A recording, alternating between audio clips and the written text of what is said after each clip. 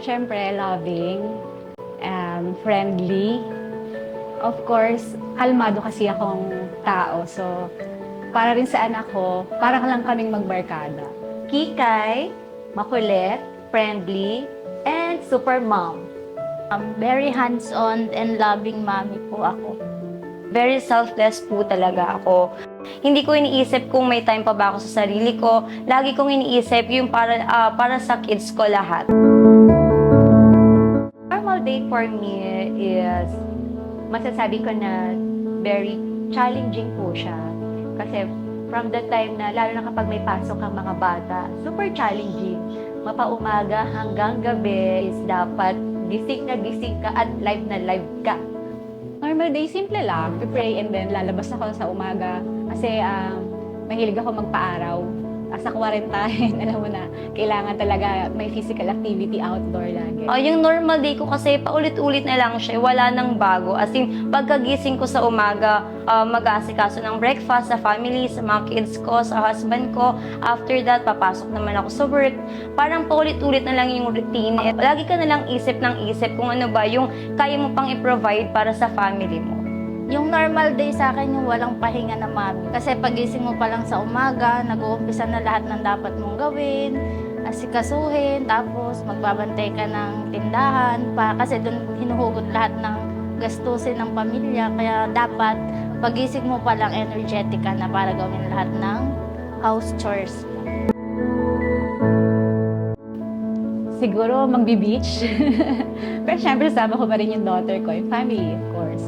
Kasi gusto ko talaga yung nature. Mahilig ako sa outdoor activities ngayon, lalo na. O, mas pipiliin ko na lang mag-relax, full day sa bahay, magkaroon lang ng peace of mind. Gusto ko lang magkaroon ng isang buong araw na magre-relax lang ako, yung tipong wala akong iniisip na iba. Pinakaunang gagawin ko, magpahinga, maghapon, as in. Yun yung pinaka gusto kong gawin, magpahinga. For me, full day is, makasama ko po yung family ko.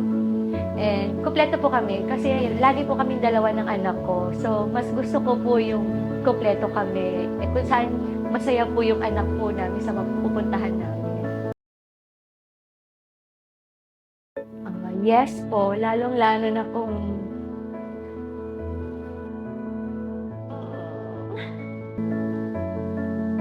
naiyak ako. For me, yes. Lalong-lalo na po na dalawa lang kami ng anak ko, as mom, as father, ako na yung nagsisilbing gabay sa anak ko. Kaya minsan, ang hirap mag-decision tapos malayo yung asawa mo. Kaya minsan, masakit, kailangan paglabanan. Sabi nga nila, seaman's wife dapat strong.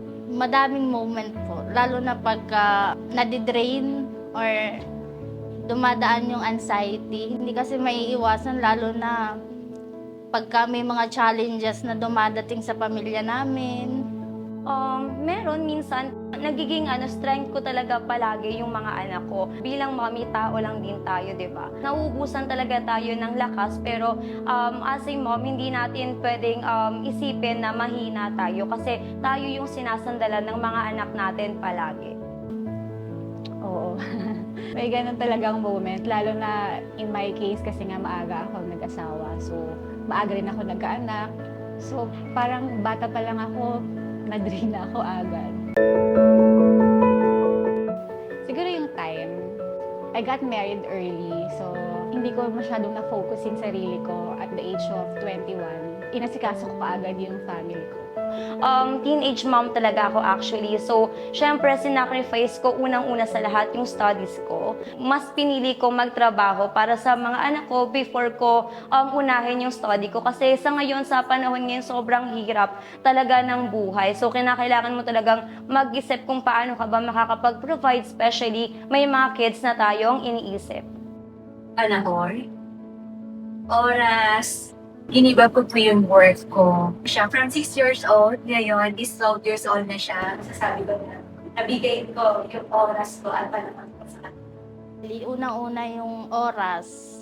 Kasi sa pagiging mommy, oras yung kailangan ibigay mo or buhos mo sa pamilya mo eh. Mahirap pag wala kang oras sa pamilya mo. Kasi sa'yo huhugot ng lakas yung mga anak mo, ikaw yung magiging role model ng mga anak mo, lalo na parehas babae yung anak mo. Of course, hindi lang naman physically kailangan healthy, no? So, in the morning talaga, pagising ko sa umaga, inom ako ng tubig, and then, yung aking favorite na cafe macchiato. Pero prior to that, inom muna ako ng beauty talks kasi medyo nung bata-bata, mahilig akong uminom ng mga alcohol ba.